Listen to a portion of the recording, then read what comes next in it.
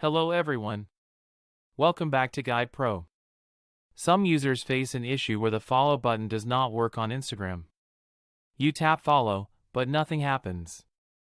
This usually happens when you follow too many accounts too fast. Instagram applies a temporary follow limit for safety reasons. First, stop trying to follow anyone. Repeated attempts can extend the restriction.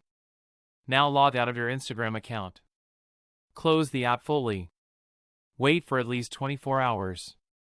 Follow limits usually reset automatically. After logging back in, follow slowly and naturally. Avoid following many accounts at once. You can also check Instagram's troubleshooting help. Open Chrome on your phone or PC. Type follow button not working on Instagram in the search bar. Open the result that says troubleshooting. Read the explanation carefully. If needed, scroll down and tap on Report a problem.